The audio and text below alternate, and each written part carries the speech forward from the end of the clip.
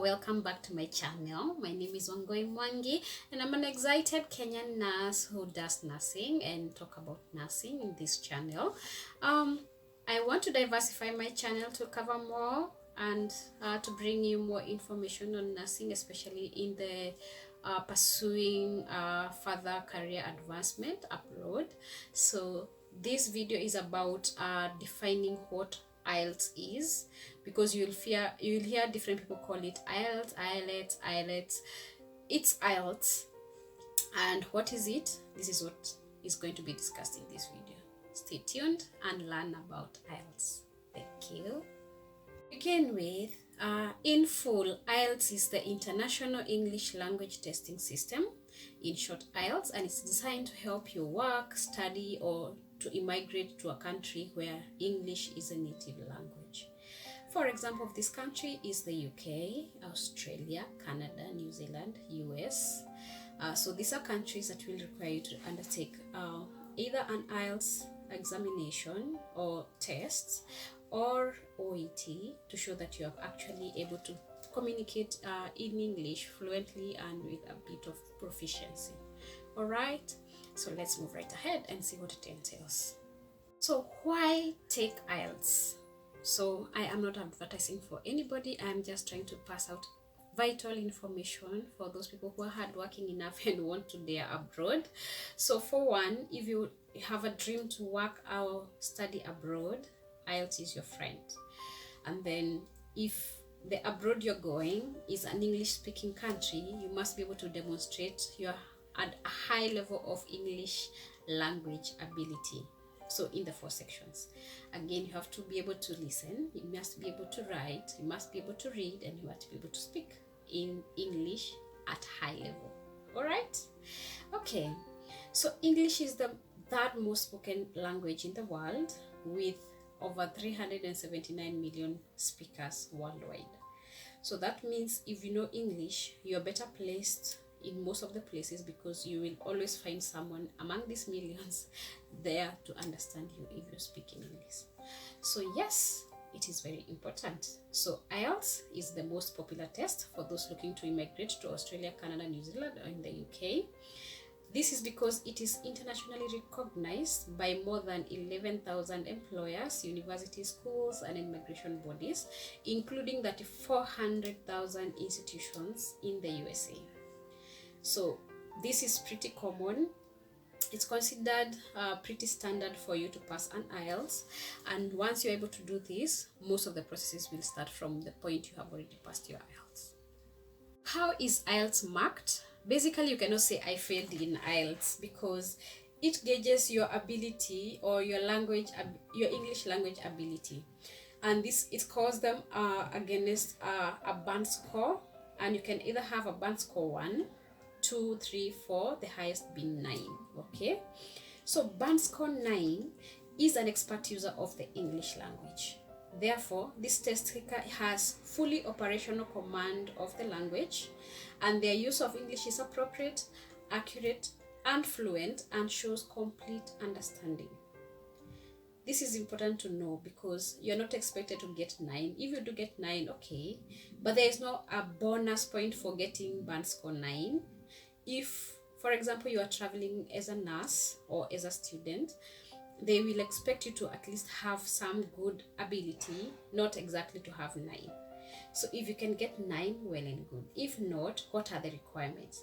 Just check in your documentation or regulation body to whatever you are going to do abroad, because for example, in the UK, they require you to have an overall band score of 7 in all the 4, and then you must achieve 7 in reading and listening, and then you must achieve 6.5 in both speaking and writing. Okay, so once you have that, you're good to travel. The rest doesn't matter. Even if you got 9 in everything, you will not be a better person because you have this English ability. Because that's why I said you cannot say I failed in IELTS. It's just about where your level of English is at that point. This can be really improved even in a short period of time. In less than 2 weeks, you can actually go from band 4 to band 7 or band 8, because you just need keenness and to learn what IELTS is all about. So someone who got band 8, the first time I took IELTS, with a bit of training, I think I trained for 1 week and I mostly used YouTube videos, I got a band score 8 overall, and 9 in speaking, 8 in listening and reading. In writing I got, I think, 7. So the overall band was band 8. The next time I took IELTS, because that expired before I traveled, I got band 7.5. So I got everything 8 apart from writing, which I got 6.5. So still, this was good enough and I still traveled with it. So it really doesn't matter. And the second time I took this IELTS, it was actually like an afterthought. I just looked for an opportunity to book and I booked. I did not study much, and I think I expected that I passed it the first time, so why can I not pass it this time? So, and this time I actually took the computer based. The second time I took computer based, the first time I took paper based. So yeah, you can pass. And then band 8 is about being the test taker has full operational command of the language, with occasional and systematic inaccuracies and inappropriate usage. So at this point, you're still making mistakes. They misunderstand some things in unfamiliar situations, and they handle complex and detailed argumentation well. So you can really have an argument with someone, a formal discussion with someone, but you will have misplaced some words in English, but that is still fine. That's your ability at that point. When you are band 7, which is the most requirement for the Nursing and Midwifery Council of the United Kingdom, you will be a good user of English. You have operational command of the language, with both occasional inaccuracies, inappropriate usage, and misunderstanding in some situations. They generally handle complex language well and understand detailed reasoning. So what is not to like about this? This is all you need to do. If you have been living in an English speaking country, you have it easy already, because you almost understand any English speaker. You just need to digest the accent. Sometimes the accents can make you not hear what they're saying, but yes, now we do. And it is both ways. Our accent is also harder to them to hear, and for theirs it's harder for us to understand. So you just need to be keen and very focused, and you'll be okay. Then what is a band 6? A band 6 is a competent user of the English language, and this test taker has an effective command of the language despite some inaccuracies, inappropriate usage, and misunderstandings. They can use and understand fairly complex language, particularly in familiar situations. So yeah, band 6 is still good enough. And then modest user is band 5, and this is a test taker who has partial command of the language and copes with overall meaning in most situations. Although they are likely to make many mistakes, they should be able to handle basic communication in their own field. So yeah, you may not use this band score for nursing, but you can use it as a student, as traveling, because I think if you have a band 4 and above, you can apply to most universities, so no worries. And then we have band 4. Band 4 is limited user, and this is test takers' basic competence in limited familiar situations. They frequently show problems in understanding and expression, and they're not able to use complex language. So even at this level, some universities can still accept students with this band level, so no worries. Then we have band 3 is extremely limited user, because I said it's not about failing or passing IELTS. It's about achieving that ability that is required for you to survive in the abroad space, or in the workplace that will be in the future ahead, away from your home. So if you are band 3, this test taker conveys and understands only general meaning in very familiar situations. There are frequent breakdowns in communication. So this is a person who will probably be borrowing water but calling it rock. Anyway, but that's that level. Then we have band 2 is an intermittent user. This test taker has great difficulty understanding spoken and written English. So they may probably know how to borrow for some drinking water and maybe some directions, and that's it. And then we have non-user. This test taker has no ability to use the English language except in few isolated words. So just like the way someone can come to Kenya and say jambo, or like one few words in your local dialect, this is that user. They are not using any language, and that's band 1. And then band 0 is that the person who did not attend. So this is the first failure, because this is the only person who has failed IELTS because they did not attempt. So did not answer any of the questions, did not do anything. So yes, that's band 1 for you. So the other question that is often asked is, what IELTS score do I need? So I will speak for those seeking nursing opportunities abroad. I think the UK and Canada, if I'm not wrong, are the ones that take the highest band scores for IELTS, because I think the US can accept a band 6, but in the UK you have to have an overall band 7. So if you have an overall band 7, and then you must have band 7 in in reading and listening, and then speaking and writing you can get 6.5. That's acceptable, but still the overall will be 7. So but the rest of the places you just have to ask what is the requirement for that country that you are wishing to go, and then you will just target and try as much as possible to practice. If you are already from an English speaking country, even if you're not a native English speaker, you would probably be at a better advantage, and you'll be able to nail a band 7 and above with minimal effort. So you just need to practice, discipline, exercise and practice, and you will get there. So the first time I took IELTS, I took a class. The classes can also be pretty expensive. I think I paid 10,000 for 2 weeks of training. The next time I took IELTS, I just did my own training. I trained myself using YouTube University, and YouTube University is the best university that there is, because all you need is data and you pass. I passed the second time I did it. So yeah, go ahead. So how is IELTS developed? The one thing that you should know is that it is developed to provide a fair and accurate assessment of English language proficiency, and test questions are developed by specialists, language specialists or linguists from Australia, Canada, New Zealand, UK, and the USA. The test covers 4 sections, and as I have kept on saying, we have listening, reading, speaking, and writing. Alright, the test content reflects everyday situations. It's unbiased and fair to all test takers from all background. So unlike OET, I will talk about OET later and I will compare the two. But in terms of cost, I think IELTS is better. It's more economical because it's way cheaper. In Kenya, I think it's about 30,000 now. Currently, the last time I paid for it, I paid 30,000, and that was in April of 2022. However, it appreciates really fast, because the first time I did it was in 2020 and it was 24,000.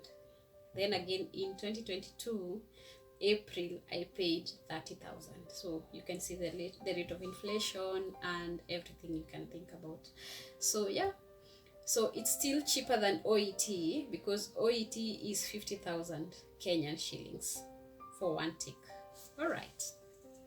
So the other question is how to prepare for IELTS. So if you know that you need IELTS for one of the requirements for your either immigration, for studies, or for work, you need to first of all understand which IELTS test to take, because there are different types of IELTS you can take. There is IELTS General for starters, and then there is IELTS Academic, and then there is IELTS UKVI. If you're taking IELTS for UKVI, this is about the visa process. While you're taking IELTS Academic, mostly people who are going abroad for work or for school, they will do this option. And then if you're going for social reasons, most likely you will do the IELTS General. So these three types of IELTS are different because they are different in the way the questions are asked and the task that you're asked to do. However, you need to understand the test format depending on whichever IELTS test that you're taking. Let's say you're taking academic. I have taken academic for both. You can use it for as a requirement for your work, and you can also use it for your visa. So I used my IELTS academic for both visa and work, getting the work. So now once you have understood that you need to take IELTS, the next thing you need to know, what is the required band score, like how much should you pass. Then you should actually study and make sure you understand how it is tested and practice using simulations that are close to the real exams. And the way to do this, for example, in Kenya, IELTS is actually provided by the British Council, and you apply directly to them. You go to their website and apply from there, and then they will give you this free mock exams. I can call it them that, but it's called it's what helps you to practice on your own. And if you do those exercises religiously, you will understand what IELTS is all about. You can also seek additional training by the British Council, and usually it's a single day or 2 days, and this is about 10,000 for the 2 days. If you don't want that option, you can also take independent trainers. In Kenya, we have a lot of people training other people to do IELTS, and it can either be physical classes or YouTube or one-on-one webinar or WhatsApp. So Kenyan NAS is one among these institutions or organizations that train people to do IELTS and how to pass. So you can just try to Google online and take your pick and go with one that you believe is good for you. However, if you do not have any finances to finance someone to train you, you still can pass by believing in yourself and studying, because the British Council will give you a lot of materials to study. You can also purchase a book. Actually, yes, there's a book that you can purchase from the British Council for the around 4,000 Kenyan shillings. So that's about $40 US dollars. For that book is actually really helpful in preparing for the IELTS. However, I was too broke to purchase even the book when I was studying for mine, so I just used data to access YouTube, and I still passed. So YouTube, they are very good YouTubers. I think I should highlight a few of them. We have IELTS. We have now I am forgetting most of them, but there's Asia, and then there is what is this called? The man who is very funny. He mostly talks about speaking.